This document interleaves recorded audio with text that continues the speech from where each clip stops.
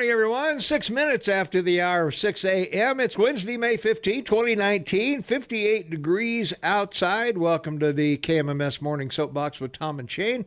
Shane Matobin, half man, half amazing, is up in Vancouver, British Columbia, basking in the wetness of the spring weather. And we're down here preparing for a deluge of rain for the next few days. So, yeah, that's right. How you doing, Shane? Doing good. I mean, All right. It's a cool off, but here we go. January is coming. Yeah, that's for sure, man. It is. I don't know. Forecast doesn't look very good. Yeah, exactly. Yeah. Well, it was nice driving in this morning. 55 or 54 degrees coming in. It's a little warmer than that now, but. Well, look at our Gallup Valley weather. We're looking at Wednesday, 69 degrees a high today, 47 the overnight low. But we're going to get some PM thunderstorms, so there may be some thunder, lightning, and things out there. So that's going to occur around 6 p.m. and continue through the evening. And then Thursday, 66 degrees and mostly cloudy. The rain tapers off a little, but then starts up overnight. Into Friday, 61 degrees will be the high on Friday. Have showers about a third of an inch or so expected during the day, on and off. And then Saturday, 52 degrees, and the rain comes in earnest. We've got about a 75 to 80% chance of rain starting in Saturday morning, so no mowing probably that day. That's right. And 36 degrees will be the overnight low. Sunday, the rain leaves for a while. It leaves us with a 52 high and a 35 low and cloudy. And then we get a little break from the rain into Monday, but the temperature drops. 45 is the high on Monday, 34 the overnight low. And believe it or not, moving into Tuesday, there's an actual chance of snow, about a 50% chance of some rain and snow showers on Tuesday with a high of 50 degrees. So that's your weather. Pretty interesting week of wetness that we got going. So the car wash or car wash?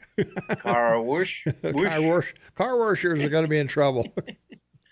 Only if they're in bikinis. That's right. Well, temperatures around the area right now, Livingston's 59 and cloudy, Manhattan's 57, and Three Forks is 60, and Gallup Gateway's 56.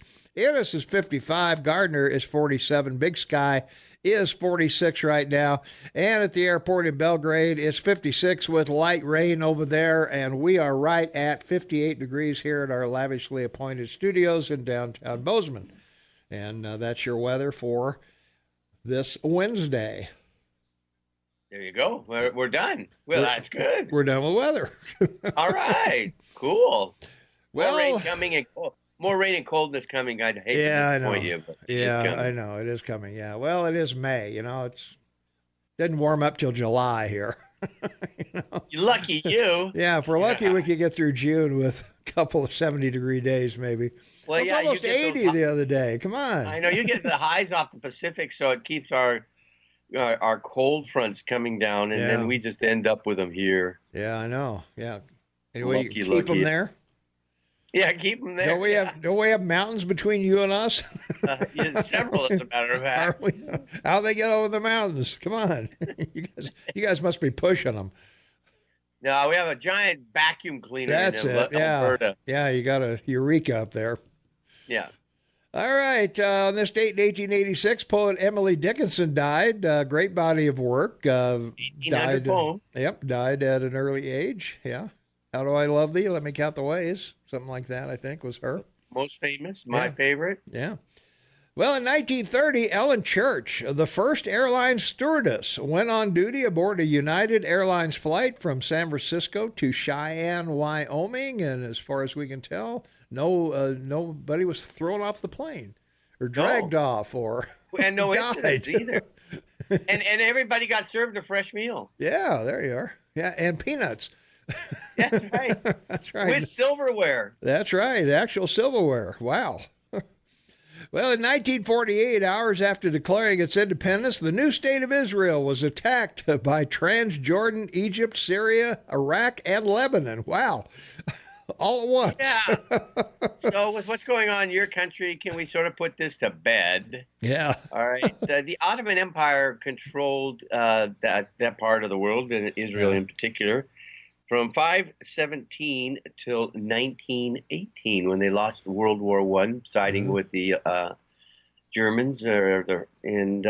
So there was a Paris treaty in 1922 signed, determining all the countries of the Ottoman Empire, from Turkey all the way around down the Middle East and over to Morocco, who was an independent state. And Israel was formed and given control or a mandate for the British to maintain it. And in 1947, the UN adopted a partition plan for Palestinian to create independent Arab and Jewish states. Now, an internationalized Jerusalem. The plan was accepted by the Jewish Agency and rejected by Arab leaders. The following year, the Jewish Agency declared their independence, as Tom said, and subsequent the 1948 Arab-Israeli War was fought. So the bottom line, folks, here is Palestinians didn't give anything up. They turned away from a two-state option back then. And as we know from what we've watched today, Israel's a unitary parliamentary republic, the most democratic in the Middle East. And it's got a great population of 9 million people and a huge GDP for them, $353 billion or $40,000 a year per capita. So that's the deal. All right, let's just be done with this. All right. On this date in 1911, the Supreme Court ordered the dissolution of Standard Oil Company, ruling it was a violation of the Sherman Antitrust Act. Yeah, they broke up Standard Oil back then, Shane. Into the Seven Sisters, and Rockefellers, and the bankers were happy with it, and of course the family, the patriarch of the family said we should have done this sooner. they got 7 times the amount of stock they had. They got more. It worked out really well for them, didn't it? It worked out better for them. Well, the real breakup that caused a lot of problems was Ma Bell, when they broke up Ma Bell, and we had pretty good phone service up till that time, and then it kind of went south for a while, and then cell phones and CDs or CB radios and everything else came along, and that kind of corrected the phone situation, although there's still dropped calls and all of that kind of stuff. But a lot of people have just gotten rid of landlines totally. And, well, that's true. And go with a cell phone only. Innovation, baby. That's what changed it all. Yep. That's so true, so true.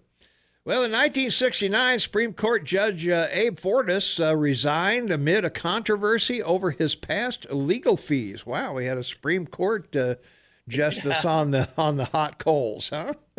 Well, yeah, he was nominated by Johnson in 1965. He served to 1969, 4 years, and even at his hearings, there was a whole bunch of concern about this guy. And anyway, long story short, he's from Memphis, Tennessee, and the shortest-serving Supreme Court justice and the first one to resign without being impeached. Yeah. There you go, buddy. Abe Fortas sounds like a car dealer. Come on down to Abe Fortas. We'll get you a new Ford for no money down. That's the name of our natural gas company here, Fortas. Can you believe that? Of course they picked that. Of course it's a natural gas company with the name of Fortas.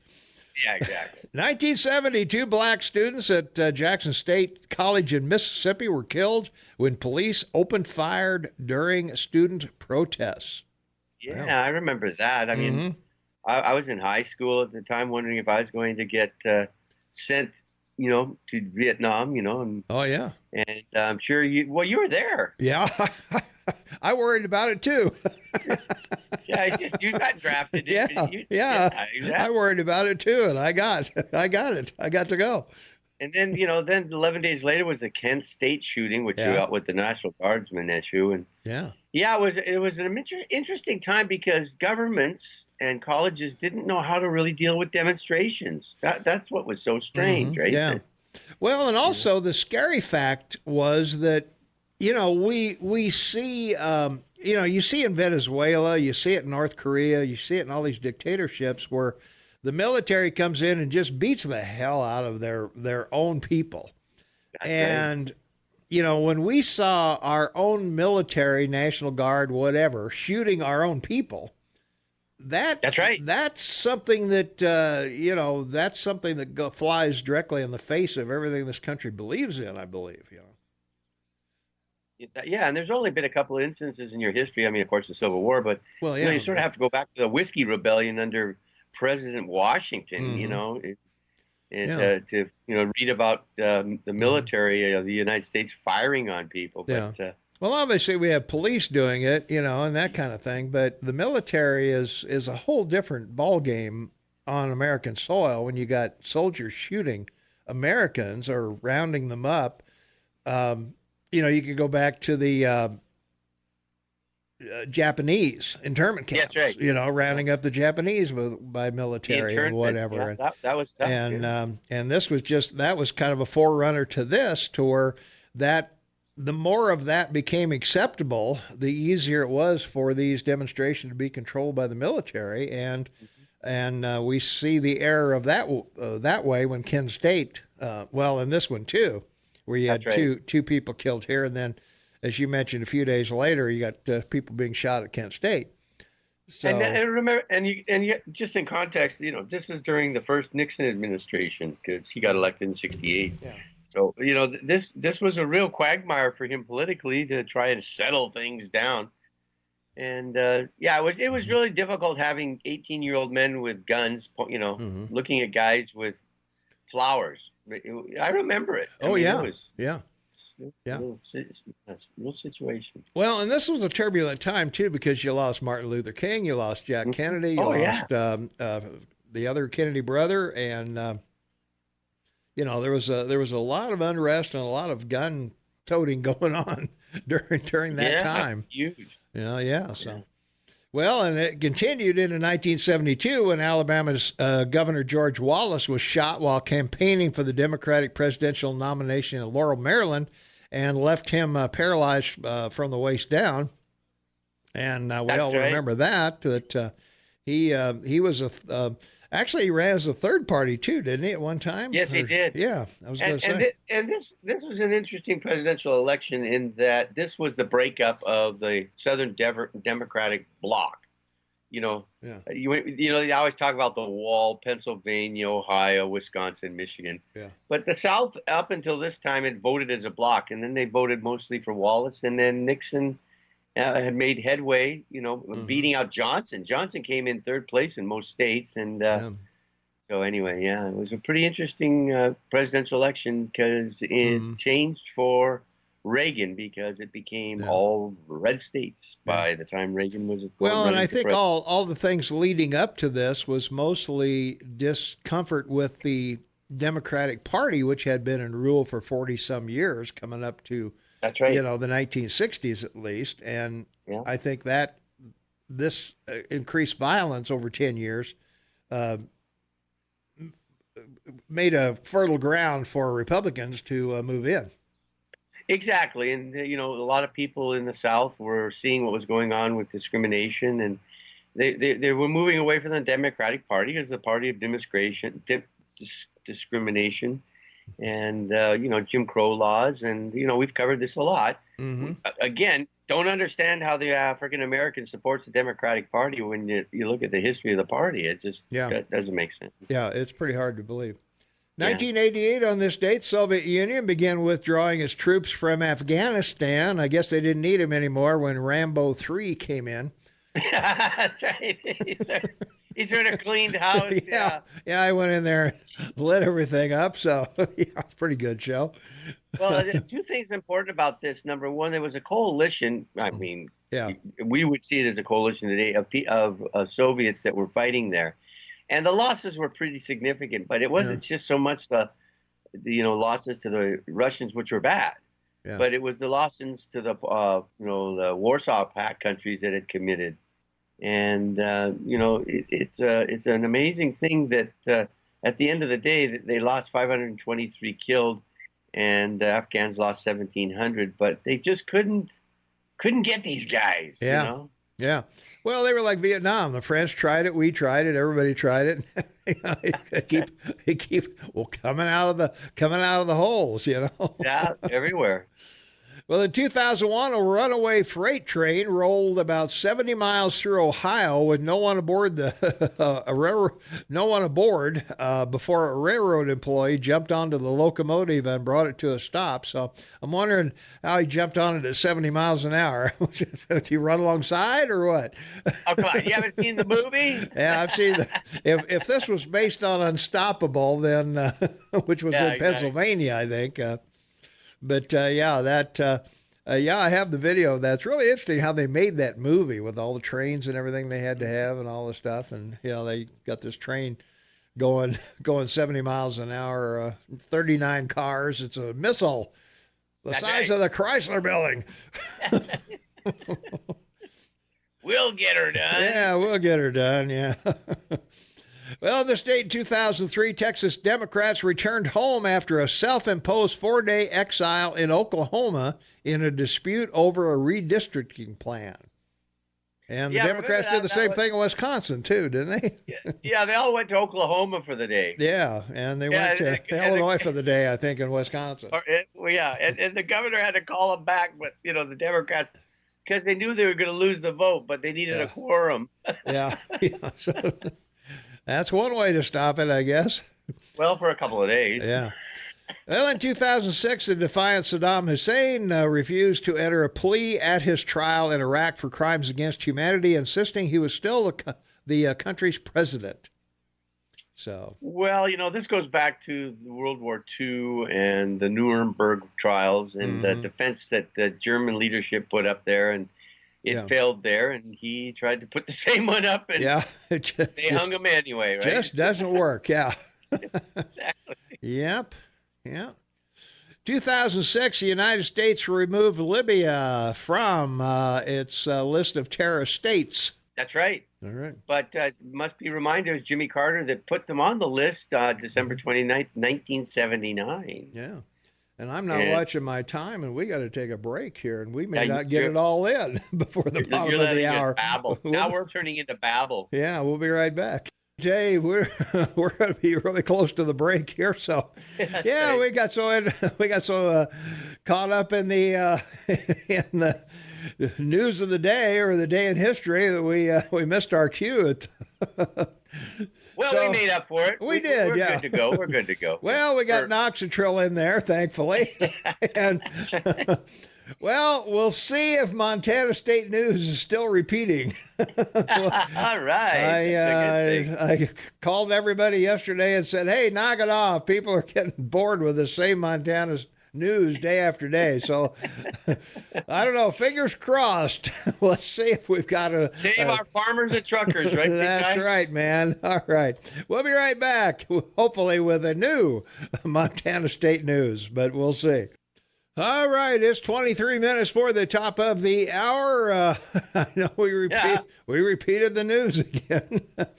I'll have to get a ruling once somebody gets in here. I could zap that so it doesn't play at all, but it's got commercials in it, so I'm not sure what the ramifications of the commercials are and how that's handled, so I can't just bleep it. So at least till I find out I can. So and the next guy is a great example of following up with your favorite ad too. Mm-hmm. Jerry Falwell. Oh yeah. He died in 2007. Southern Baptist televangelist. He created one of the first mega churches, Thomas Road Baptist Church in Lynchburg, Virginia, and then he started Lynchburg Christian Academy. Mm-hmm. And it became Liberty Christian Academy in '67, and now it's Liberty University in '71. And his claim to fame really was he was a co-founder of the Moral Majority in 1979 that carried Reagan to victory with the evangelicals. He got them out to vote finally. Yeah. And it made all the difference in the 1980 election. He did get them out there, yeah. Change your elections for a long time. Yeah. And the amazing thing, this is what the Johnson Amendment was in full play. The Johnson Amendment, the U.S. Tax Code 501c3, nonprofit organizations could not, talk about candidates, politics. they couldn't preach politics from the pulpit. Yeah, pulpit. Yeah, but that's gone now, and now they can. Now they can. Another promise made, and another promise kept. 2007, Yolanda King, the daughter of Reverend Martin Luther King, and Coretta Scott King died at age 51. So. Yes, amazing, isn't it? Yeah. When it's your generations, your legacy are really the children that you leave, and they were profound women in their time. Oh, yeah. The work that they did. And in a lot of ways, they tried to help uplift a lot of African American women that were single, raising children, having really big issues with just life. Yeah. And they did a lot to work with them on that. And that was a good thing. 2008, California Supreme Court declared gay couples in the state could marry, a victory for the gay rights movement, but was overturned by the passage of Proposition 8 the following November. And that was a big surprise to everybody coming from California that they were going to, turn gay rights around or turn gay marriage around. Which had a lot to do with the African American vote in California. But it was the case was Obergefell versus Hodges, as you said, went to the Supreme Court, and the Supreme Court granted them the right. Yeah. But they sent it back to the states to decide, which is where, abortion's going. That's, we'll talk about we'll talk about that later on, yeah. But the interesting thing is like you said, they voted in California to uphold this, and then the governor of the state just ignored it. Yeah. There you are. Let's take a quick phone call, and we got to take a break. Caller, you are on the air. What's up? How you doing? This is Aaron. Hey, Aaron. So they didn't make mascot that school. They didn't name it after that kid. No, the mascot is the raptor. Right. And did the majority of the people want Mountaineer? The students wanted Timberwolves. Students wanted Timberwolves, and the community wanted Raptors. The community wanted the Raptors. Right. Nobody wanted the Mountaineers. Nobody wanted the Mountaineers. Yeah, for our sergeant who got the Congressional Medal of Honor recently. Well, that sucks. It does suck, but I think this area has been inundated. It's Bozeman.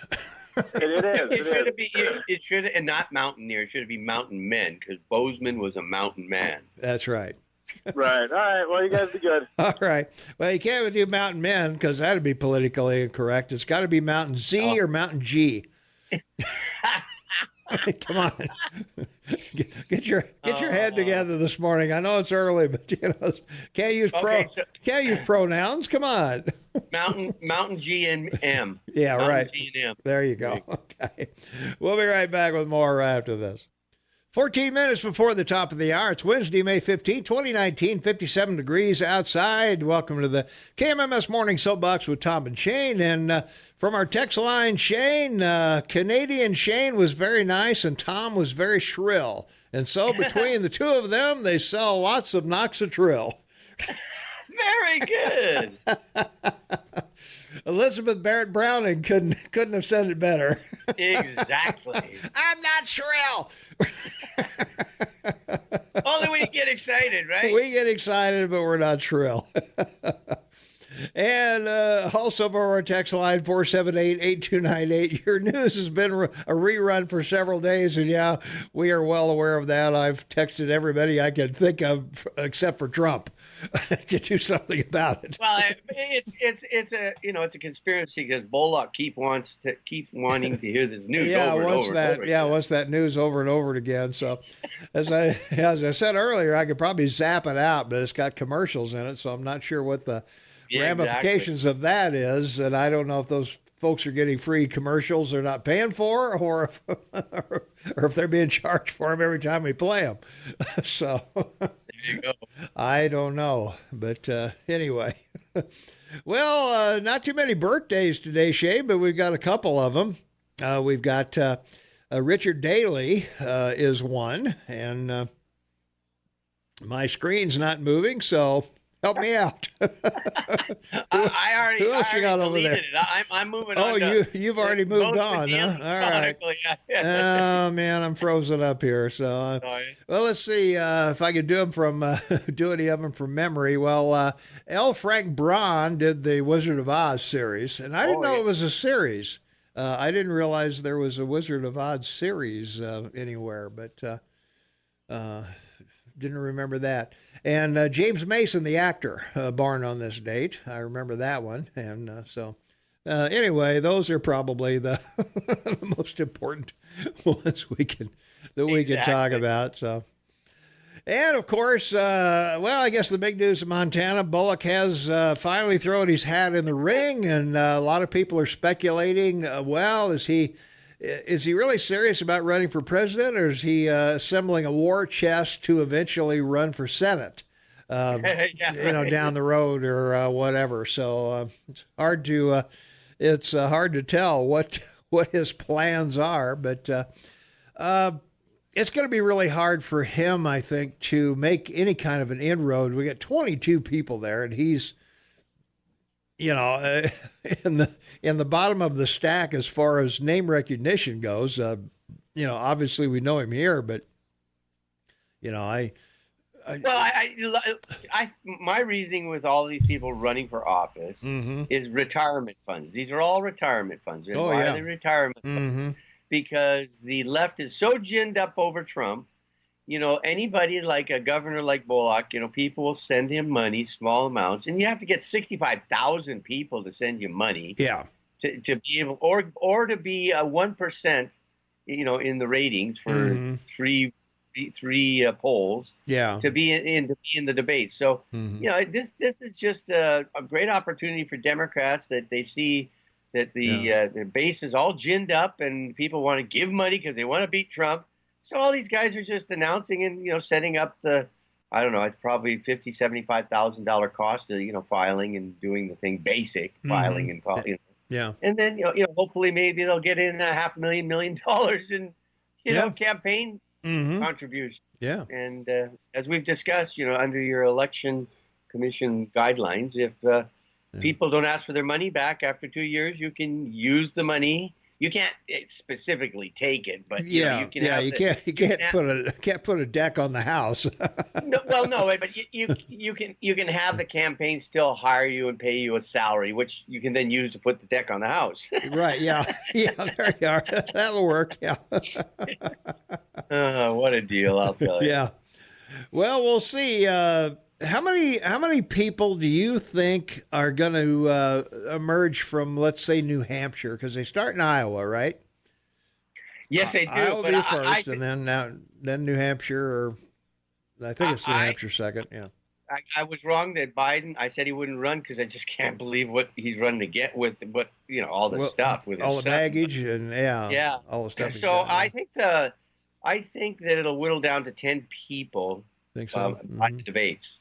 Okay. I think before the end of the year, there'll be less than 10 people. Okay. I'm thinking 7 because, our phone numbers are 7 C's, 7 wonders of the world, 7 dwarfs. 7 is just a number that we can manage in our minds. And it's a lucky number. Yeah, right. And it's a lucky number for somebody. But I, like everybody else, I am really surprised with Biden being so far ahead of Sanders. Sanders has got to wonder what the hell is going on. Well, it's just name recognition, and but the problem is the more that you see Biden, like when you see him on the debate stage, ain't gonna be nice. Yeah. It is. I'm telling you, the guy just babbles. I mean, really, he does. Well, we saw him versus Hillary, certainly, and he kind of. Well, I'm sick of your damn emails. I'm sick of hearing about your damn emails. Oh, you're talking about Uncle Bernie. Bernie and Bernie said that. Yeah. And then, of course, when Biden was going against Pence, he laughed at everything. He just took everything as a big joke, and I don't. I hope somebody turns him off of that. But anyway, they'd be better to ask you to run. Yeah, they would. Yeah, they would. Yeah, yeah, exactly. Yeah. I mean, if they're going to have an intelligent old white guy, it should be you. It should be me. You're the right. mayor of Bozeman. There you go. All right, we got to take a quick break. We'll be right back. 3 minutes for the top of the hour. It is Wednesday, May 15th, the Ides of May. Shane, 2019. Exactly. 58 degrees outside. And Crazy Gate is live and well because, I have to tell you, just for those listeners out there are watching it, CNN, MSNBC, and CNN last night. Now they're getting nervous because even the spokesman on these networks, they're talking about like the Three Stooges and a couple others may be going to prison, baby. It's getting hot out there. Yeah, I'll believe it when I see it. Well, when they lawyer up, they're in trouble, right? Well, that's true. From our text line, 478-8298, if history confirms anything, it is that the opposite is true. Well, I would have to I'd have to agree with that one. So that's pretty good. Well, let's see. Coming up at 8 o'clock, I think Mike McCormick will join us. Hopefully, I think he's still in town or running around or doing something. So I hope he'll be here because we've got a lot going on with the markets. Currently, it's we're back up again. It was down when I left home, but we're up 207 points, Shane, on the Dow, and the NASDAQ is up 87. So we hopefully. We're riding out this tariff threat pretty well. Well, yes. And yesterday we called it. It was a clean cat bounce from Friday. Right. Yep. Or from Monday, excuse me. Yeah. And so, and selling may go away. I mean, that's the typical thing that you see. So, yeah. The market is just trading within a range right now because they're waiting for some situation they have no control over to cause it to move again. Will it move down? No, they don't want the market to move down. People move away from the market. That's not good for business. So, better be in cash, support the downside, wait for the market to move to the upside, and away we go again. All right. We got to get out of here. Hey, don't forget our KMMS message app is brand new on your cell phone. It's right next to where the button is right next to listen to us. Just hit the message button and you can send us a message. Just might be easier than a text, but hey, if you got something on your mind, you want to send it over to us, that's the way to do it. You can do it any time of day or night or whatever. So if you think of something we need to talk about or something that's going on, message us and we'll get back to you. We'll be right back after news at the top of the hour and, of course, a rerun of the Montana State News. So stay tuned. You'll love it. 6 minutes after the hour of 7 a.m., it's Wednesday, May 15th, 2019. It is 59 degrees outside. Shane and Tom and Half Man, Half Amazing on the line with me from Vancouver, British Columbia. And from our text line, Shane, you're going to love this. It must be Tom and Shane Rhyme Day. Yeah, that's very good. I like that. Yeah. Canadian Shane was rather smart and Tom was awful mean. And so between the two of them, they report the local scene. There you are. Oh, very good. We should have a poll on these poems. We should have maybe we'll have a poem day or something. So if you want to text us your poem about Tom and Shane, by all means, 478-8298 is the number. And the other thing I've got to mention, Shane, because it's our poll question of the day, right. Should the county elections be nonpartisan? Should county commissioners be nonpartisan? Run as no party affiliation. Yeah, independence, no party affiliation. And the Gallatin County Commission plans to ask voters in November to make county elections nonpartisan. In local politics, we really should run on our skill set rather than on having an R or D or an I attached to our name, said Commissioner Don Seifert. The commissioners now ask voters to eliminate partisan county elections thanks to the passage of House Bill 129, which Democratic Governor Steve Bullock signed into law last week. I think it will force candidates to run harder because they'll have to reach out to both Republicans and Democrats and work for the support of both parties. So the commissioners have said they support nonpartisan elections because political affiliations are irrelevant to the work county elected officials do, such as maintaining roads and administering elections. And I would tend to agree with that, but I think a lot of people, when they're voting, if that person is a Republican or a Democrat, you have a perception of their views, what side of the aisle they're on. And I would agree that when you're talking about roads and things like that, nonpartisanship's fine. But if you're and the thing is the county commissioners are administrators, basically. Pretty much, they're overseeing budgets and they're getting the job done, so to speak, for the county. So it really should be on a basis of their work experience, right? Their business experience and knowledge, and that's why it's and whatever you can do to get more people to vote, because these decisions being made by a plurality of people it's not really good. Yeah, that's true. For whatever reason, the greatest power we all have is the power of the ballot box, and it's free. Well, it's free, and we turn around and we send 86% of the people back that we complain about. Yes, exactly. Well, it isn't our guy. Our guy's good. Yeah, it's never your guy that's wrong. It's the other guy. Yeah, Daines and Tester and Gianforte are perfect. It's Feinstein, it's Schumer, it's Pelosi. Those are the bad guys. We need to get rid of them. Our guys are great. And of course, Blumenthal. Yeah, how'd that guy ever get on the? So, I don't know, but anyway. Okay, 5 things to know. 5 things. Yeah. Well, the first one is Alabama passed this incredible restrictive, most restrictive abortion law last night in their House. It's important to mention, though, about Alabama real quick. It's, ranked 24th in population. I say that they're 4.8 million people because in 1970 the population was 1.7, and it was a blue state. But over 3 million people moved there. Migrated there to be, on the Caribbean Sea, the Gulf of Mexico, and most of the population lives within 75 miles of the Gulf, and that and the oil industry, of course. But the interesting thing about this is Kay Ivey is the Republican governor. So, like the Democratic states that are passing, fratricide as abortion laws, like in New York, which we talked about. The 32 Republican states will probably pass similar votes. 20 right now have the heartbeat, the fetal heartbeat bills. But, this is to go to, not to reverse Roe versus Wade, but to get the Supreme Court to probably send it back to the individual states to decide. That's the way that's the outcome I see happening.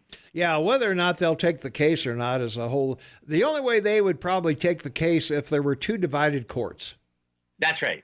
I think that would be the only way they would do it. They've got to have 4 Supreme Court justices to agree to take the case.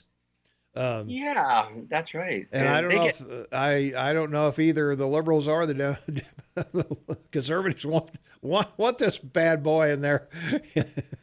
Well, that's right. And they get like 1,200 requests a year. Well, I mean, there's a lot of cases. So, but usually, one of the things it comes down to, if they've filed in 2 different courts and they got 2 different answers, then that's right. Many times they will be they will take it on and be the deciding vote between the 2. Let's take a phone call. 522 Talk is the number. Calling you on the Morning Soapbox with Tom and Shane. What's up? This is the old guy. Hey. Morning, Shane. Good morning, good sir. I'm still saddened today. Pardon me? I'm still very sad today. Why? Well, because of this constitutional crisis. For the last 3 weeks, they've been talking about that, your president can't be indicted because he's a president. But when he gets out of the White House, he can be indicted. Well, now that this whole thing's turned around and it's going to go right to Obama, does that mean he can be indicted because he's no longer president? Like, this is not going to be good. No. Well, what I was going to say is I've said it before, we've got a political civil war here. Yeah, it's a good call. That's what it is. You know, and it's the Republicans and the Democrats, and it's not, they're not looking out for we the people. We the people are supposed to be the rulers of this Congress. And it isn't that way. It doesn't seem like even our voting, we go vote them, and then they fight amongst themselves.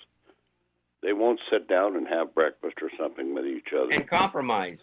And compromise. It's about the people. It isn't about what Trump's done or Mrs. Pelosi. It isn't about them at all. It's about our country and our people. And what is happening here is a damn shame. It is, and what it's doing is dividing the country more and more. The abortion issue, now, there's a division there. You know, what should we do? Well, Roe v. Wade pretty well said it all. You have a right, each state has a right to do whatever they want, which the Constitution allows.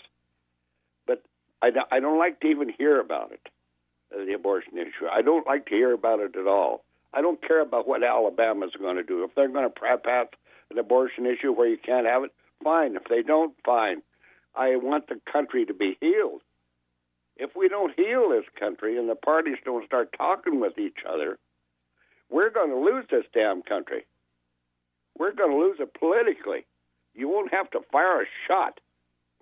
You know. Well, we have that problem right now with in our confederation. I mean, Alberta is now threatening to secede from Canada. Yeah, I know. It used to be Quebec, and now we've got Alberta talking to relieve it. So well, wait a minute. We'll take Alberta.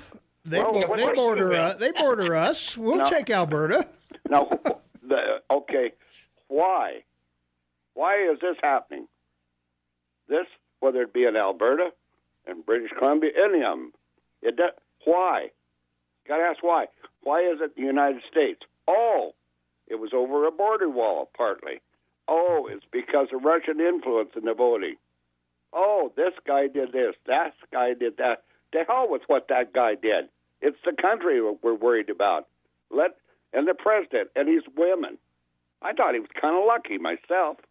Well, we had this problem. You know, our prime minister got elected saying he was going to complete the pipeline to the west coast, you know, from Alberta. Yeah. And, you know, and of course the environmentalists and now city councils in BC are stopping that. So instead of solving the problem, he went and bought it. Yeah. So he spent $4.2 billion. Now our federal government owns a pipeline. Yep. It's like crazy. This is craziness. I know it. Well, I tell you, it's right here. Tom was talking about the county commissioners being independent and not having the parties. Yeah. Each guy representing his party or that party. Well, we got redistricting also, you know. Right. There's so many things to think about here when you change things, you know, and do the people want them? You see, it seems like, I don't know, maybe I'm way in left field. It seems to me like the government, whether it be the city or the county or the federal, they're not representing the people as they should. Well, they're not. Clint, you know as well as I do that for years in the legislature in Helena, oh God, rhinos and dinos are all over the place. Well, the thing Rhinos and dinos. thing that really got me about our state legislature, did you watch that deal on dark money the other night on PBS? No. Boy, you ought to see that. It put it right to a T. Dark money.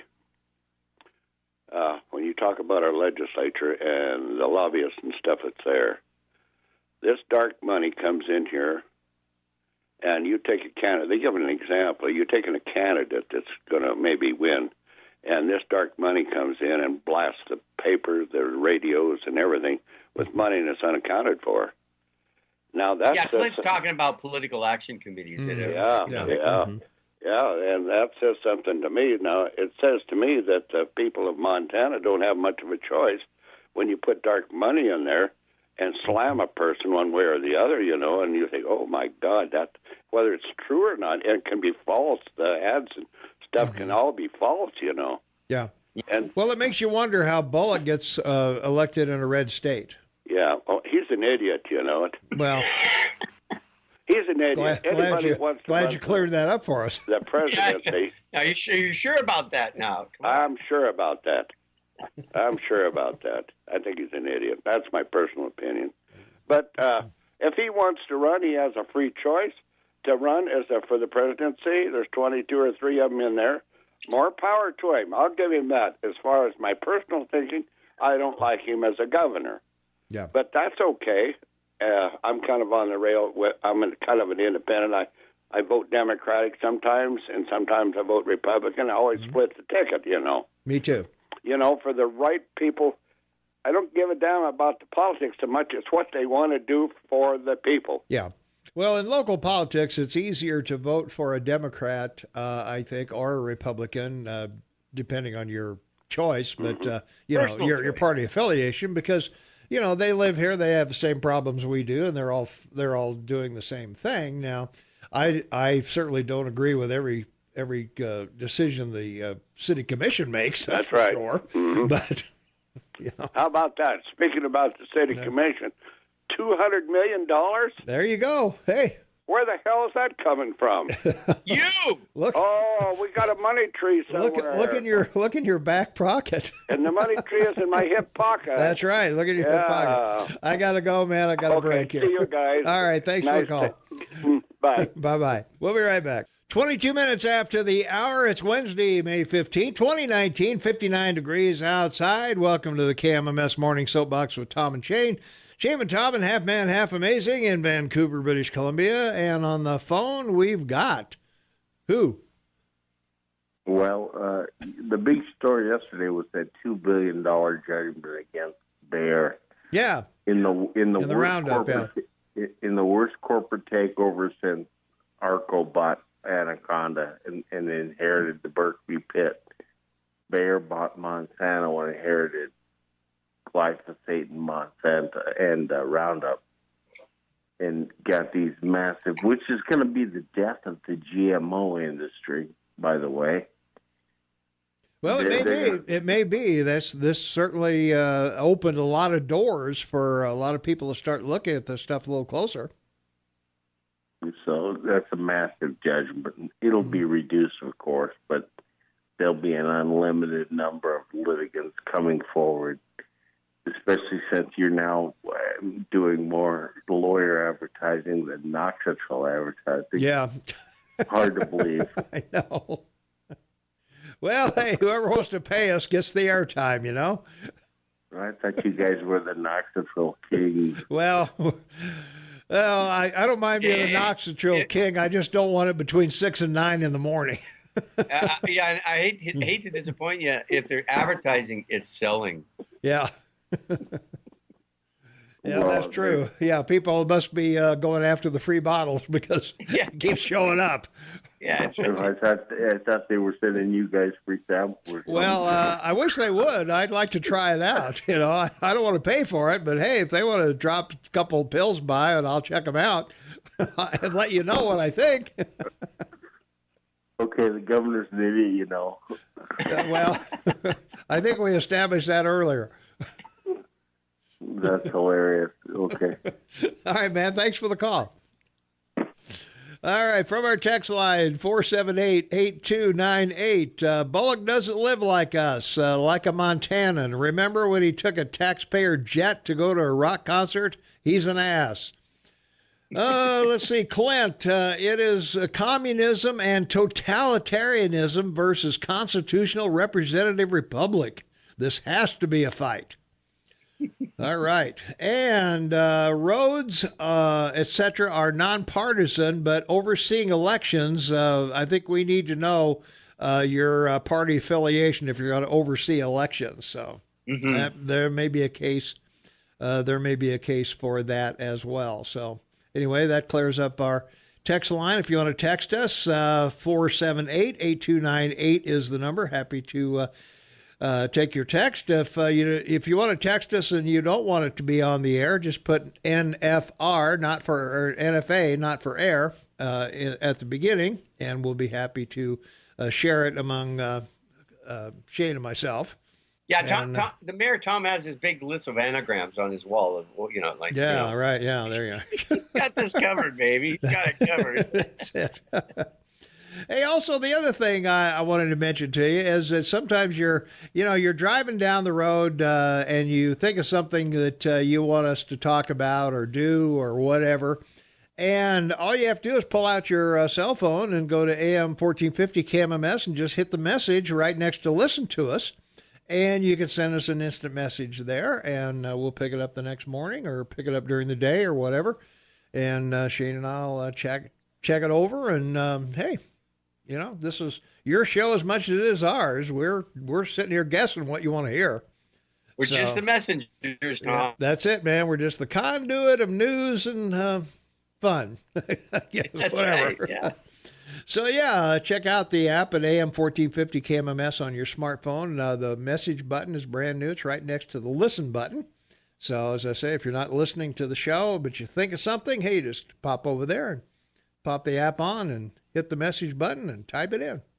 Mm-hmm. Easy peasy. There you go, buddy. All right. And, of course, you can always text us as well at 478-8298. So it's just that easy. What a deal. Well, so overnight, your State Department has now ordered non-essential staff out of Iran, Iraq.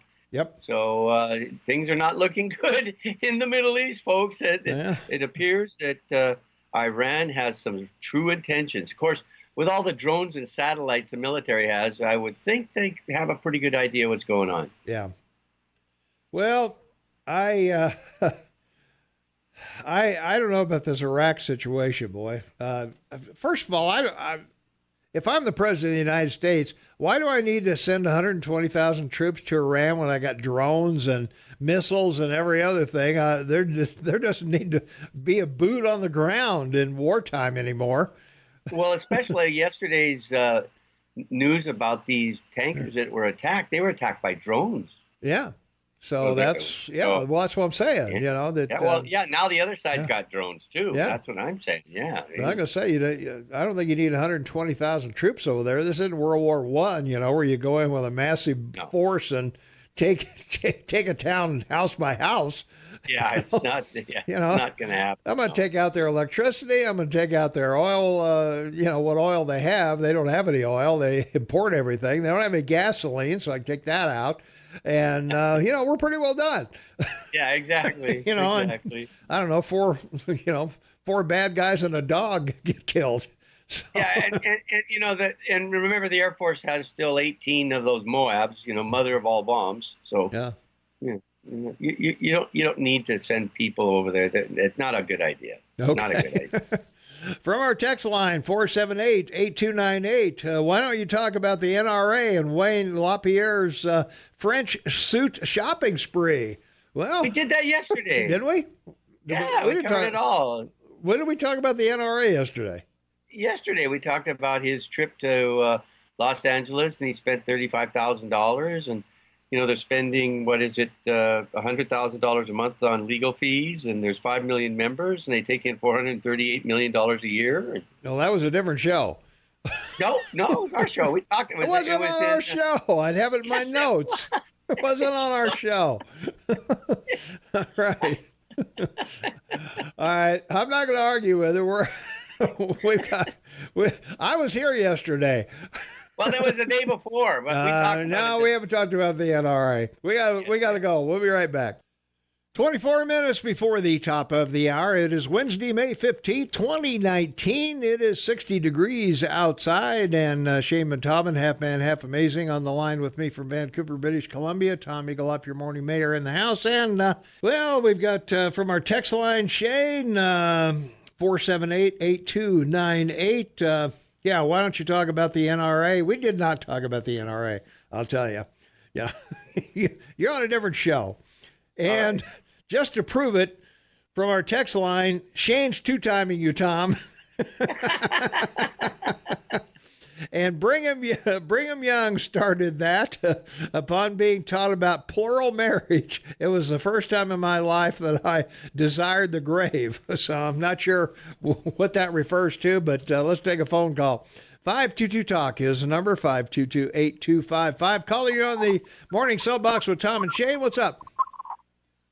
Well, you said you wanted to hear what people wanted to hear. Yeah. Oh, I want to hear the Wolf.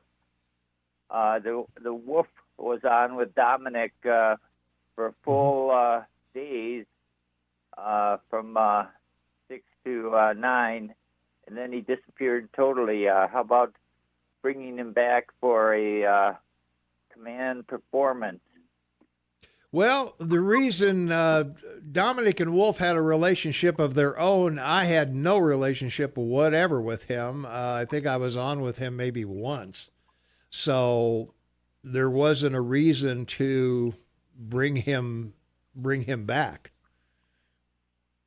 Well, there is now. You got you got at least one person wants to. Okay. Well, whatever. See what you do. Yeah. All right. Well, hey, I take all suggestions. You know, maybe if they put me in charge finally, I'll have more flexibility, as President Obama says. All right. That's all I was going to say. Okay. Hey, thanks for the call. Thanks for listening. All right. Let's see. From our text line. Oh, God. You did talk about it yesterday. Shane said of Wayne LaPierre spending all that money is not a good thing. Okay. I think I would have remembered conversation about the NRA, and I think I would have put it in the notes with the show, but apparently not. So I don't know. I'm going to have to re-listen to the show again. I'm still not totally convinced. I mean, I was here, you know. And I could even pronounce Wayne LaPierre. You know, I think I would have remembered that name, and I certainly know about the NRA, but I don't remember any shopping spree and spending a bunch of money. But he's a private citizen; he can do what he wants. Well, he was spending NRA money, and there's been, you know, there were just the reason the story came up was that people had released some records of the NRA, their financial records, and became quite a discussion last week. So that's what it was about. All right. Well, I'll take your word for it. I must have drifted off during that conversation, which we've both been known to do. Which we have both been known to do. That's correct. Yes. Well, it is early, you know. Yeah. All right, from our text line, 478-8298. I like the Wolf too. So, all right, another party heard from on the Wolf issue. So, all right, let's see. Well, Mike McCormick should be in here at 8:00, and yes, we'll be chatting with him coming up. And the other things we've got, we're still on the 5 things you need to know. The Alabama abortion issue will be quite a thing if the governor does sign that. We'll see how other states, if they follow suit or not, and if that does end up in the Supreme Court's lap. Yeah, we'll ask Jennifer what her feelings are about it and where it'll go. Yeah, when she's in here. So let's see. From our text line, since for the upteen time this week, we learned that consensual sex with a closing barrier is legal. Bullock can be called the lap dance governor. There you go. Well, well, the last time we didn't hear that same Montana news, but we heard another one that's also been repeated many times. So he should campaign with Stormy Daniels, and she could warm up the crowd. I guess. I don't know. So anyway, we got to take a quick break. We'll be right back. All right, 15 minutes before the top of the hour, Mike McCormick will join us at 8:00. Easy for me to say. It's Wednesday, May 15, 2019, 62 degrees outside. Shane Dobbin, half man, half amazing, on the line with me, Tommy Galoff, your morning mayor, and this is the KMMS Morning Soapbox with Tom and Shane. And you know, Shane, listening to all the commercials, is there anyone listening to us that's healthy? They need Noxitril, they sweat the bed, I don't know, they need testosterone, they need gentle male. I don't know. Is there anybody out there that feels pretty good this morning that, hey, I'm in pretty good shape? Yeah, I feel good. I'll give you an idea. I won't mention the company's name, but a pharmaceutical company, one of the largest in the world. They posted $52 billion profits, and they, last year they budgeted $37 billion for advertising. So there you go. It's a lot of money. Yeah. From our text line, 478-8298, Wolf was a pseudo-con. All he did was regurgitate Fox News talking points, and then he harbored left-wing argument tactics and calling people racist and bigots. Wolf, a dummy. Did he really? Well... Really? Wow. In that texture's opinion, yeah. Okay. All right. Hey, guys, I'm not positive, but didn't Wolf go to federal prison? Someone out there must know. Well, it's a different Wolf. The Wolf that called in many years ago. Well, I think Wolf was calling between Mark Allen and Chris when I filled in, or maybe after Chris. But, that's a different Wolf. And, he tried to buy weapons from an FBI agent and got himself sent to Deer Lodge. So it's not the same one. So there you go. The Righteous Eagle Man straightens out the record once again. That's one of the great histories of being here at this microphone, to know those things. To know those things, yeah. That's right. So, that was a different Wolf. And, I'm not sure what his theory is. But as far as I know, the Wolf that was on with Dominic is here locally and, works and is a productive member of society, as far as I know. So, there you are. Yeah, indeed. All right. Donald Trump Jr. going to testify to the Senate on a limited basis. Made some rules about what he's going to talk about, what he's not going to talk about. This is interesting because the Senate's controlled by Republicans. Well, it's also interesting, too, because it's Senator Richard Burr, because of seniority, that is the chairman of that committee, and he's a Republican for North Carolina. And oddly enough, not running for re-election. He's retiring. Yeah. So he's never really been liked by the Republicans. He's one of those rhinos. And even though he's from North Carolina, figure that one out.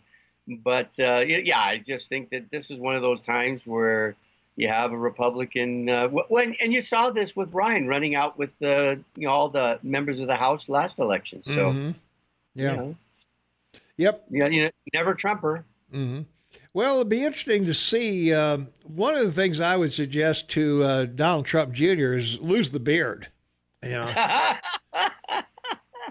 He looks dumb with a beard. You need to get rid of that thing.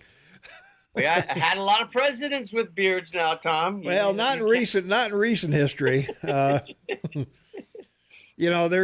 a rule out there: the less hair you have on your face, the more people relate to you. Well, I remember looking at that, and I went back and read through and counted, and so of the 45 presidents you had, 22 have had beards. Right. Yeah. But that was the style of the day, too. And shaving wasn't, we didn't have 5-blade Gillette razors either. So, And the Senate didn't have its own barbershop. That's true. Yeah, we didn't have a Senate barbershop then. Ted Cruz has a beard. What do you think about Ted Cruz's beard? Oh, that sucks, too. He would have never got elected with that beard. I mean, I'm pretty positive of that. So, I mean, there's no way he would have been... he would have been elected there. So, and I'm not sure why the Republicans are looking into this Trump Tower Moscow deal unless they just want it cleared up and not give the Republicans or the Democrats ammunition to attack with that scenario, because it never happened. I mean, the hotel never happened. I mean, they could have been talked about it all day long, but if it doesn't happen, then it's not a deal. There's a discrepancy before the committee, and they want to finish their report and get it out. And Cohen, the lying Cohen, who's in prison for lying to Congress, said that Trump was involved in the Russia hotel. And when he went in and testified for 12 or 15 hours, he commented that he was on the peripheral of it. He knew about it, but he didn't really have anything to do with it directly. So they just want to supposedly ask him about that. But I don't know. Sounds to me like one of these issues where somebody else has a feather somewhere they shouldn't and want to throw it at him. Yeah. One of the interesting Wolf stories I'll tell you about the one that went to Deer Lodge Oh, Yes. okay. He used to call and he would go into these monologues of all kinds of right-wing stuff. Oh, really? Yeah. And he called one day. I took a sip of coffee and I had a coughing jag. So he just rambled on and on and on, and I'm coughing my brains out here in the studio. Finally recovered and thanked him for. It's the only time it's ever happened to me on the air where I started coughing, and oh man, it was bad. So I'm in there hacking and wandering around the studio, hacking away. But anyway, that's one of the stories, and I always thanked him for doing that for me. I always have that coughing issues with my allergies for 2 weeks. Yeah, I know. Yeah. It's bad. Yeah, it's bad. All right, we got to take a quick break. We'll be right back after these important words, so stay tuned. 4 minutes before the top of the hour. It's Wednesday, May 15, 2019, 63 degrees outside. We're looking for Mike McCormick to pop in, and we'll talk about the markets a little bit coming up at the 8 o'clock hour. And from our text line, 478-8298, I didn't care for the wolf, I don't need Noxatril, and I don't sweat the bed. So, okay. We've got at least one healthy listener out there, I guess, huh? That's good. Let's see. Regarding Donald Trump Jr. and his beard, he has a beard for grizzly bear hunting in June. So he's going to be here hunting some grizzly bears, I guess. So, let's see. We, the people, have been duped into believing that late-term abortions need to be allowed for some women to save their lives. We're not told it takes 5 days for the late-term abortion process to happen. The woman would die.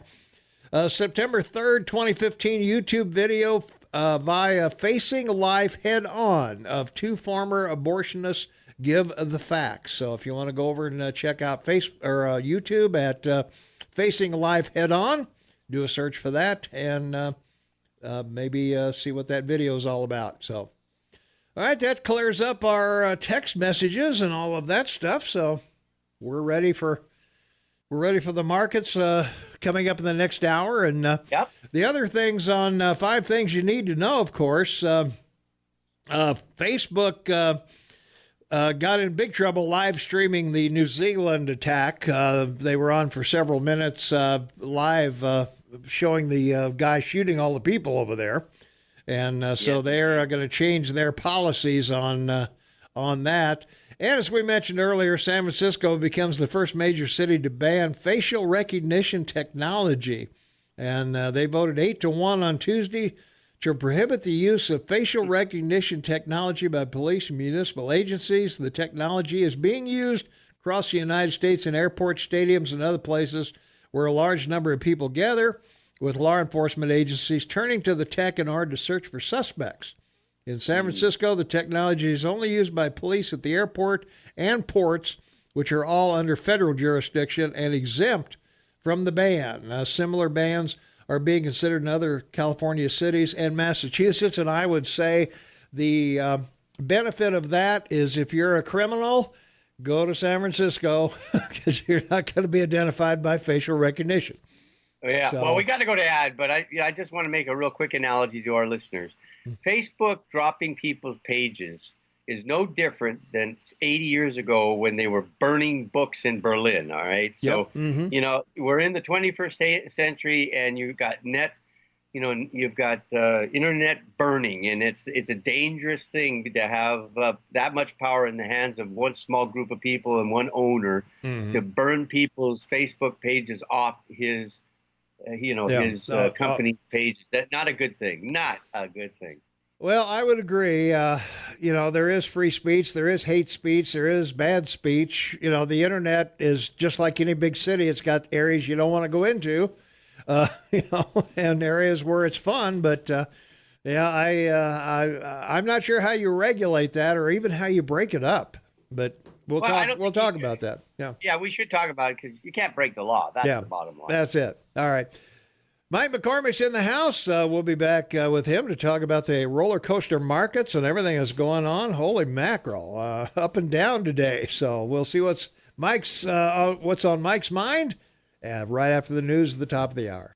All right, Mike McCormick is in the house. Shaman Taubman on the line with me from Vancouver, British Columbia. Half man, half amazing, sitting in. And Mike McCormick, completely amazing, I guess, when it comes to money and your stuff. So what's up, Mike? Hey, if I'm doing my job right, nobody is amazed. It just makes common sense, right? It's just common sense. All it is, buy low, sell high. I was telling you during the break, with all the ups and downs of the market, your phone must be ringing off the hook, but apparently they all trust you, so they're not calling, huh? Either that or they lost my number, I guess, one or the other. No, it's, I did have a conversation with somebody the other day saying, whoa, it's been crazy, when it's down like 3% this week or something. I said, statistically, each year there's a 14% decline each year. Now, we have had very quiet markets of the past two to 3 years right now, where we haven't really had any huge dramatic moves except for that Christmas Eve big hinky in there. So, I don't discount people's concern about the Dow moving around by, 300 points in a clip. And 300 is not what it used to be. Exactly. Yeah. Exactly. Yeah. But they got to recognize that, there's a cost for having your money grow by doing nothing. And that's what the stock market offers. That's what your retirement offers. You're not doing anything other than dealing with the ride. I mean, that's the fee that you pay, is how you manage that emotion. Now, there's some better portfolios than others, and there's fees, and there's exposure, and there's risk tolerance. There's more to it. But at the end of the day, it's a pretty miraculous thing that you can put money into this thing and go away for a while and come back and it's bigger. That's the magic of it. Now, if you have a rental, there's a few things you need to do, and there's benefits of doing that are very important and are worthwhile. But when people can't handle the volatility of the stock market, I think they're missing the concept that that's sort of the work that you have to do to get the return is manage that, deal with that. Yeah. Well, happy hump day. Hello, Shane. Good morning, Michael. Welcome to the house. I like being in this house. It's nice to be back in this house. And we can't not talk about China this morning. I'm sure you guys have been covering it. Yes, we have. But just to recount, Friday was the day that our tariffs went up to 25%, and the market was open, and the market didn't really do anything. It was a quiet day. I figured there'd be a sell-off. Now, a tariff is the same as a tax. It's the same as a quota. These are economic 101 tools that we use to exert leverage with our trading partners. Whether you tax certain amounts of goods, or you put a tariff on certain amount of goods, or you put a quota on certain amount of goods. There are three different levers that basically all do the same thing to try and incentivize or de-incentivize them for doing something, and we get the benefit of doing something else.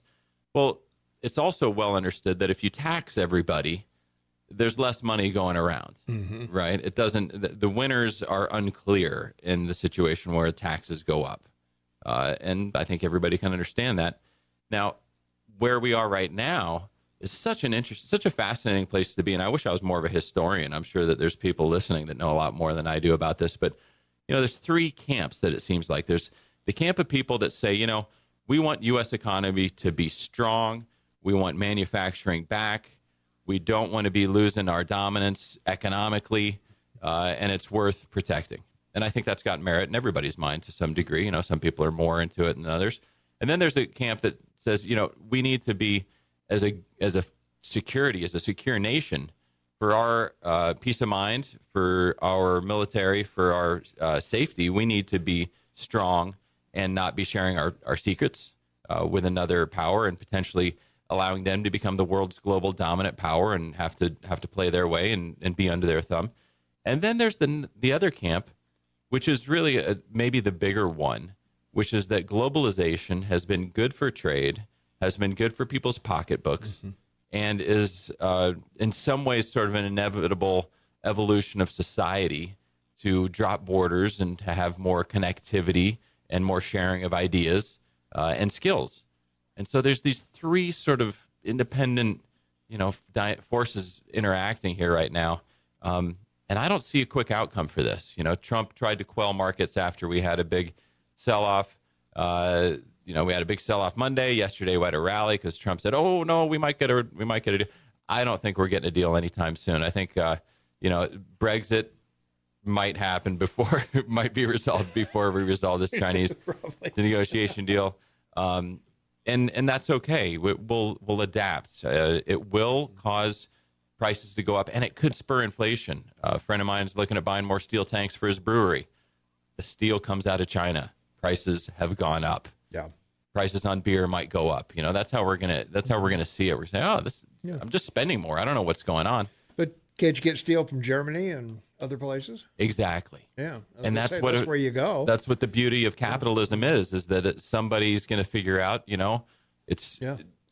need to make washing machines in Indonesia instead of in China. Mm-hmm. But that'll take time. And in the interim, people are going to bear prices for change, prices for these taxes. And it's not good. As I said, there's not a winner in putting tariffs out there. And when you think about how we're going to be doing some compensation to the people that are impacted most, whether it's the farmers or whoever, by China's retaliation, then we're getting really far away from a free market economy. We're getting into an engineered economy, and that's not really how things thrive. We don't typically thrive by that. That's you're sort of starting to get opposite of into a socialist deregulation. economy where you're distributing wealth all over the place, right? And as Shane points out many times over the days we've talked about this, that there's a big difference between what you want and what you need. Oh yeah. I don't think we actually know what we need so much. We know what we want. Yeah, we know what we want, but do we really? Yeah. I want a Lamborghini, but do I need one? Mm-hmm. I don't know. So, and my job is to help people navigate their investments through such a climate. Yeah. And there hasn't been a whole lot of direction from the talking heads. There's speculation about which industries might get penalized more, but there's not a lot of speculation about who's gonna benefit, how to allocate, and there's really not a clear understanding as to, does this mean you should reduce your international exposure or not? Because those Chinese consumers, they're still going to consume. The Indian consumers are still going to consume. The emerging market countries are still going to emerge. They might in get into new trade deals. It doesn't mean that the profitable companies of today won't be profitable tomorrow because they have to change who they're doing trade with and their price structure changes. Mm-hmm. So it's a challenging time, and I don't think there's a whole lot of clarity on how to invest around this. Yeah. No. But I do think that there's bigger issues at play in terms of managing finances right now related to interest rates and yield curve also. And that's a bit more fascinating mathematic one for me. The China deal, there's no predicting it, right? There's no predicting what's going to happen tomorrow. So that's a risk that you bear. That's a cost that you bear as an investor. And you can choose to participate or not participate. I think that you'll be rewarded if you do. I think that this is one of those times where you recognize, we don't know the crystal balls are all murky. We don't know. And enduring times like these typically rewards people over time. Mm-hmm. Yeah, I was looking up, the Dow closed at 19.8 on Inauguration Day when Trump was sworn in, and it's at 25.4 now, 25,450. Or thereabouts, so. It's been a U.S. growth story ever since Trump came on the scene. Mm-hmm. What's interesting is that Apple is in the crosshairs as one of those companies that, we don't see a lot of good things happening with a trade war with China for Apple.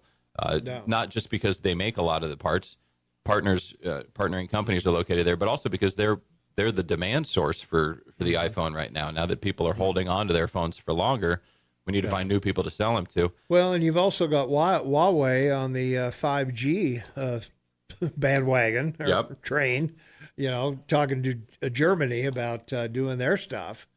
And and Huawei is basically an Apple phone. It's a Chinese phone, largest maker of cell phone in the world, but they stole all the technology from Apple and made their own phone. So.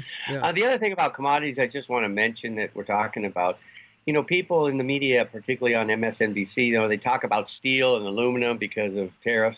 Well, folks, in the last year, steel is only up 3%, and aluminum's down 20% in the last year. So, the only industrial commodity that's shown any value is bitumen, and it's up 26.5%. Every other commodity is down, double digits in the last year. So. These are the things, markers that we talk about, Tom, right? Mm-hmm. And so you got to watch them across the board. And, the biggest marker right now is, of course, oil. As you know, Mike, it's the biggest commodity in the world. Oh, yeah. The U.S. is right. Since 1945, that's how long it's been since you were oil independent. So that's going to change the game completely, and it's at 61-42 today. So yeah, we're going to see a lot of changes here in the next 4 or 5 years. We are. And in 12 years, it'll all be gone. But before then, we're going to see a lot of changes. We have a question for our text line. I'm going to read it to Mike, and then we're going to take a break, and I'm going to let him think about it for a few minutes. That'll be new. Maybe my answer will make more sense. Form your answer. Yeah, it says, Mike, please explain how tariffs or taxes paid by Americans and historically have never worked. What's the definition of insanity? Different results. So we'll let Mike ponder that question, and maybe we'll all answer it when we come back right after this. All right, 20 minutes after the hour of 8 a.m., Mike McCormick Financial Advisors in the house. Shane Taubman, half man, half amazing in Vancouver, and Tom Eagleoff, your morning mayor in the house here on the KMMS Morning Soapbox. So hang on to the railing there, so we don't want you to fall off. And I'll repeat our question.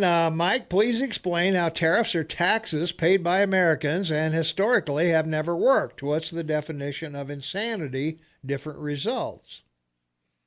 Great question. I hope I don't get too far in the weeds. I like to give a little Econ 101, right? Yeah, right. As we trade with other countries, there's some fees that are imposed upon that trade for good reason. We need to have customs inspections. We need to have some secure things about, not letting in the fruit flies and that sort of stuff. There's costs associated with it. And then we could just say, hey, you know what? We're going to put a tax on everything that comes into this country because that way we don't have to tax other, it's another way to raise money, right? And so everything that, in this scenario, if there was a global tax, and we do have other countries have this, Shane's the expert on this. I'm just going to do the Econ 101, and then he'll come in and clean up afterwards, right? Okay. and so if every good coming in has a tax associated with it, the cost of buying things overseas is higher. The money that we're paying for that is getting skimmed off the top by the powers that be, and the net proceeds that are being paid to the people delivering us the goods is less than what we're paying, and so their profit margin is capped at some point, right? There's at some point where you don't go to California to go, if you're in California, you're not going to buy a big ticket good like a car because their sales tax is going to be close to 10% on that, whereas in Montana we have no sales tax. Yep. So you're going to go buy a car in a place where there's less. So efficient consumerism, so long as you have that choice. Now, when we're in a situation where we want to protect our economy in certain industries, we say, well, we don't want to tax all the goods coming in. We like the fact that, we can get a cheap bag of socks from Vietnam. Let's not tax that as much. But you know what? We really like making airplanes, and we're going to tax the bejesus out of airplanes that are coming out of Airbus. And I imagine we do. Mm-hmm. And so we encourage everybody to buy from Boeing. Yeah, we got Boeing, and we want to help Boeing. Right? We want Boeing to win, right? We don't want Airbus to win. And so we're gonna say we're just gonna put a tax just on airplanes coming in. Well, that's a tariff. That's identifying certain ones.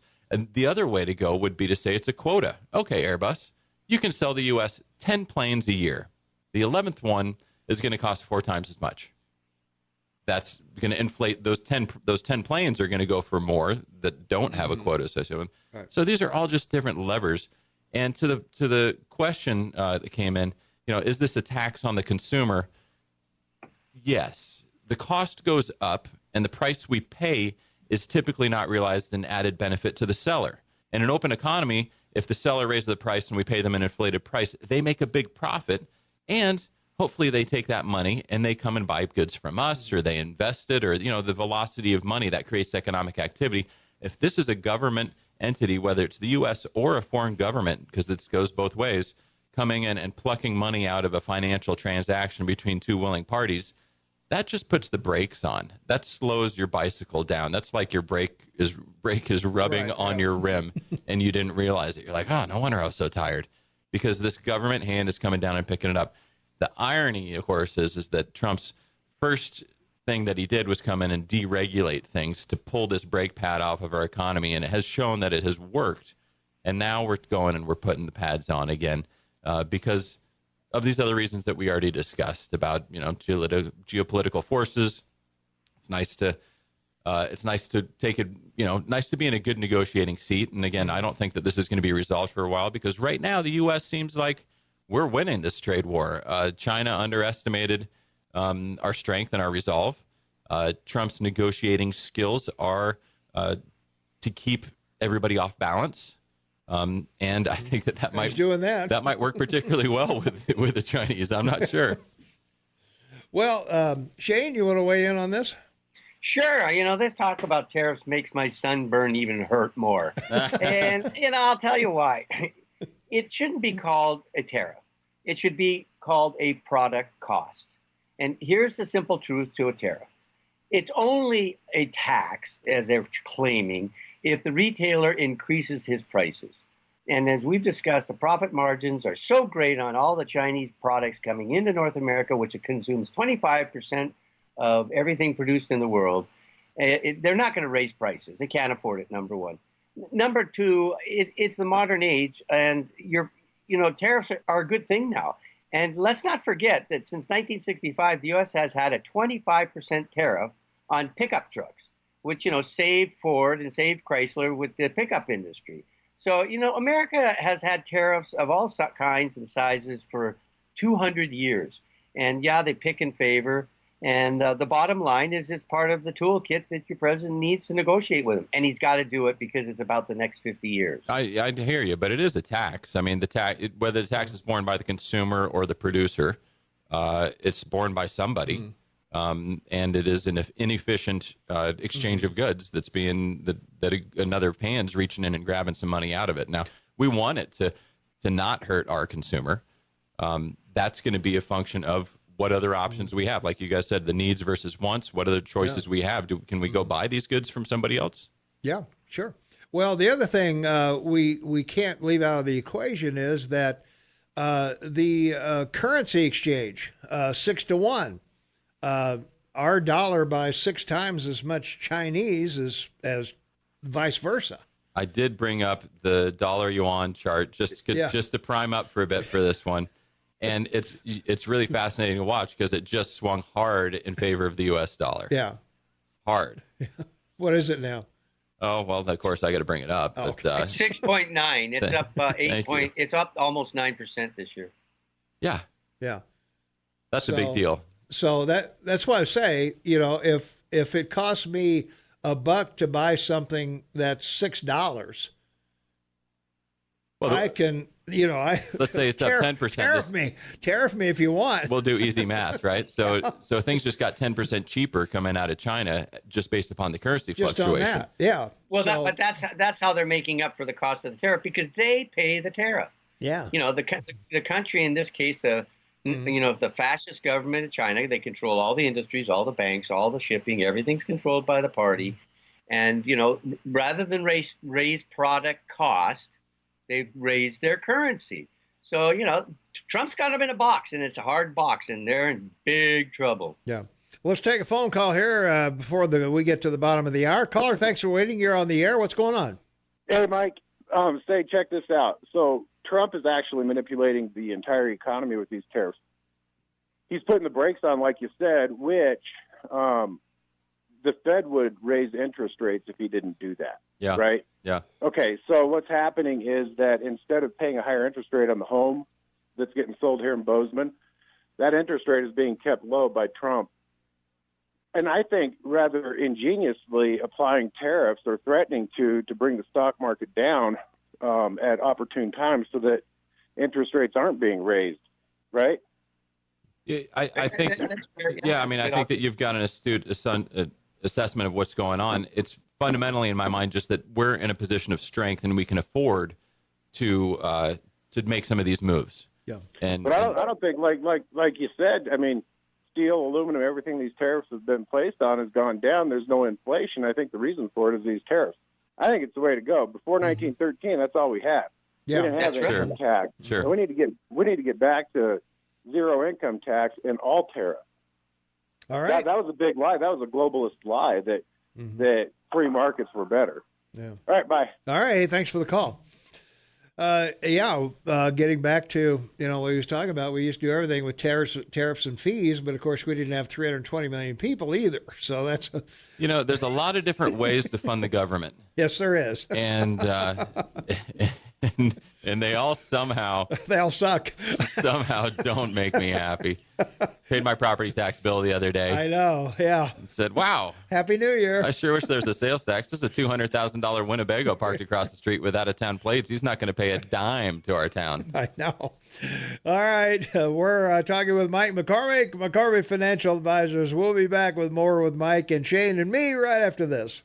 24 minutes before the top of the hour. It's Wednesday, May 15, 2019, 64 degrees outside. Tom Eaglehoff, your morning mayor, and Shane Tobin, half man, half amazing in Vancouver, and Mike McCormick, completely amazing, McCormick Financial Advisors in the house. And once from our text line, 478-8298, tariffs once funded this country.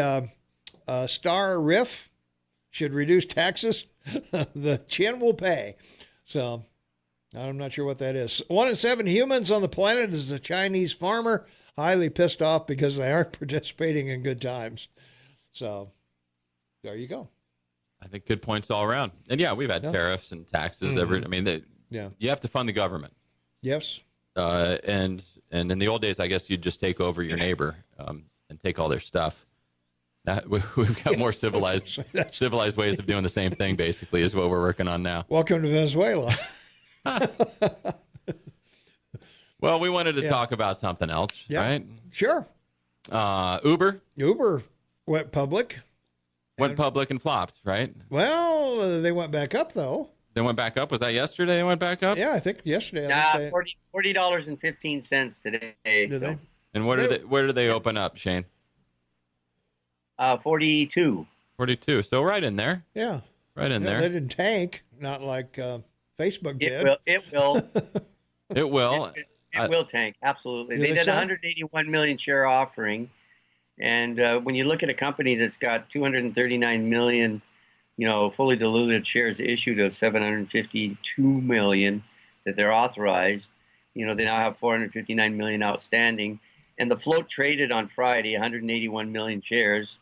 And that can't be the people that bought the offering because they agreed to hold it for 2 weeks. So what you're seeing is typical now that Americans are picking up on is that's a 10-year-old company. And, it's the people that have been holding their stock for 10 years. And they're big winners. So they're the ones selling and they'll drive the price down.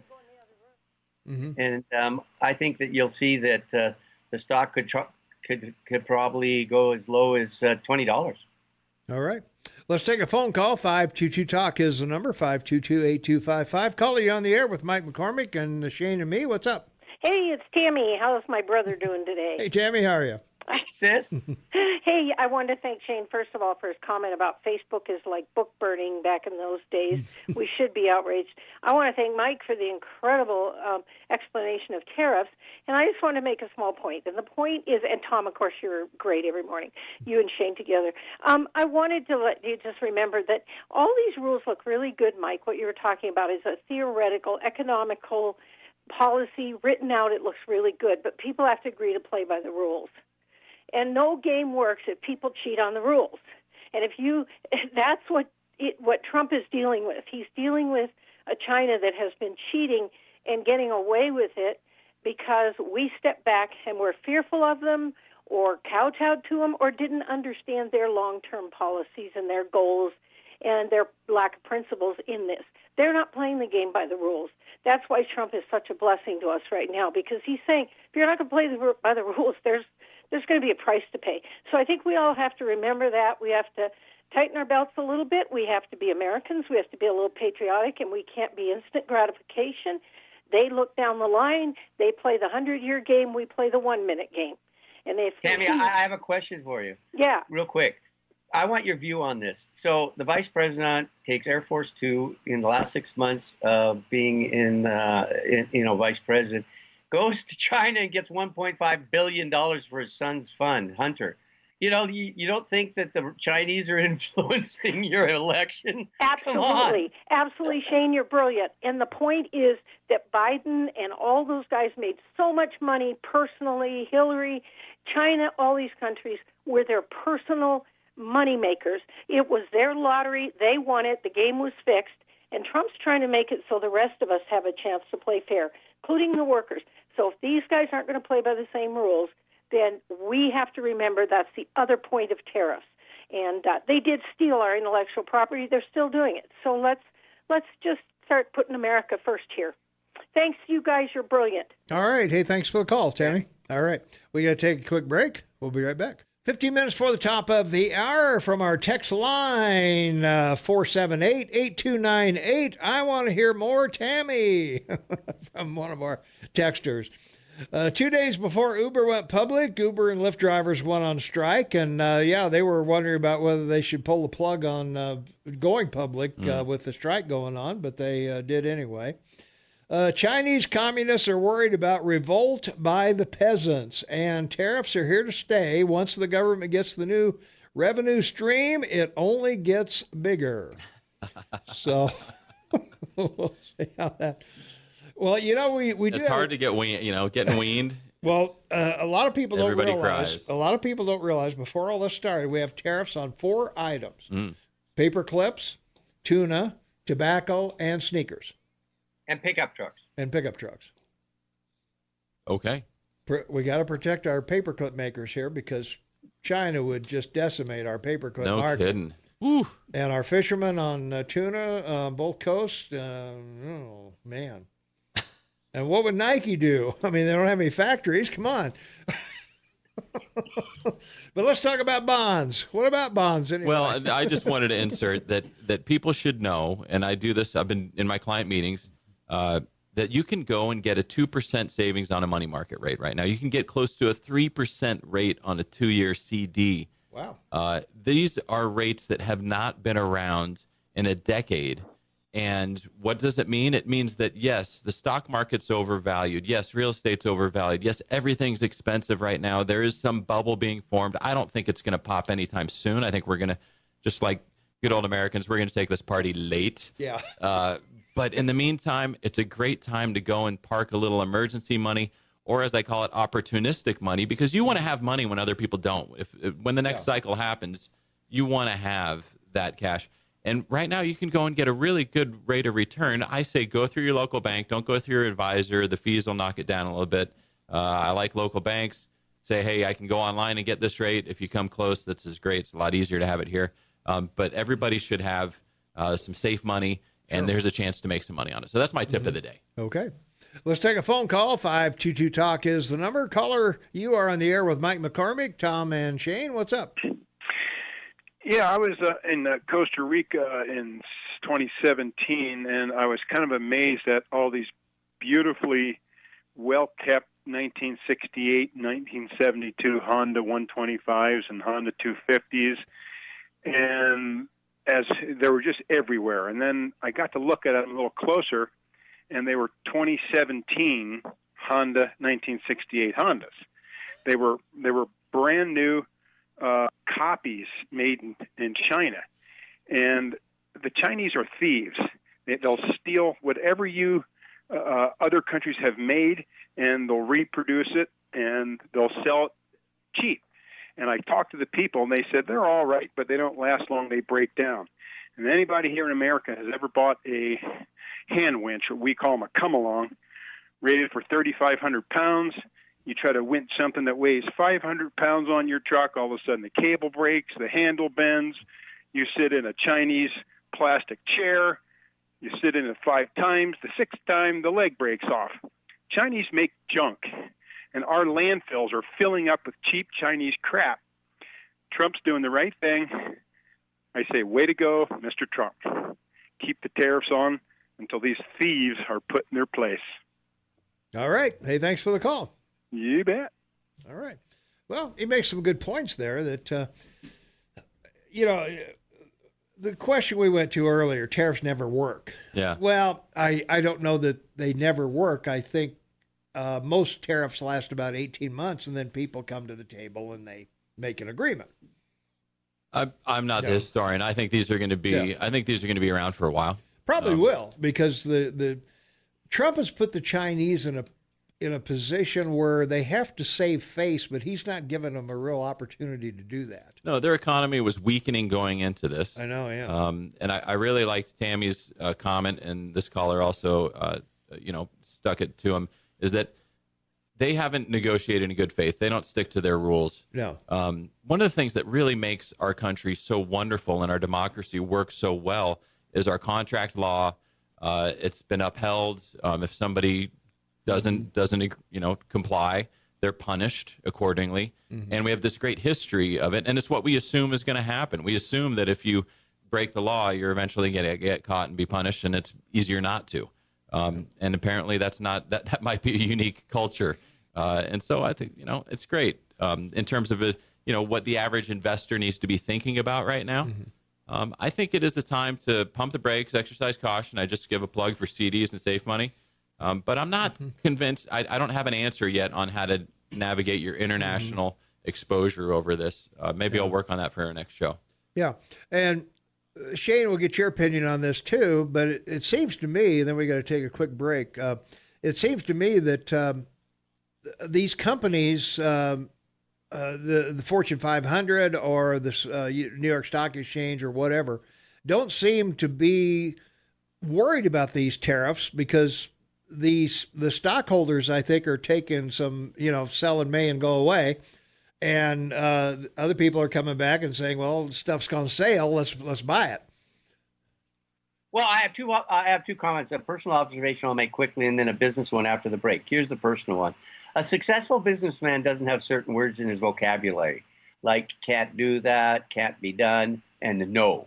So your president is an experienced businessman, and he doesn't like the word no from the Chinese, or he doesn't like it can't be done, or we can't do that. So he'll hold firm. We got to go to the ad, and I'll give you my business ad view of it when you come back. All right. We got the Rush update coming up and some other things, so here's Rush. 3 minutes for the top of the hour. Mike McCormick had to run. Hunter Biden called. He needs someplace to shelter $1.5 billion. So Mike is going to see if he can help him out. So we'll see Mike next Wednesday. And Shane, go ahead and finish your other thought before we have to go. We've had these comments about China and these tariffs. But you and I grew up remembering this. MacArthur rebuilt the infrastructure and manufacturing in Japan after World War II in Japan. Right. And if you remember back in the 50s and 60s, what did they do? Copied everything America had developed. A perfect example was the transistor radio. Mm-hmm. And you and I remember all the junk we were buying from Japan in the 50s. If it had made in Japan on it, it was trash. It was trash. So we've seen this movie before. We saw the Japanese economy grow and expand and then collapse in 87. So, Japan, be careful, or China, be careful, because you're heading that way. On the reverse side of that, remember, Europe infrastructure was built by the Marshall Plan. And if it wasn't for all the steel manufacturing and everything, they wouldn't have an auto industry that they are using to compete with the American industry that was never modernized back then. And they've had to go through that cost since then. So these are the great markers of history that you got to look at to realize the impact they have on the global economy. That's what I wanted to comment about. Okay, well said. Yeah, this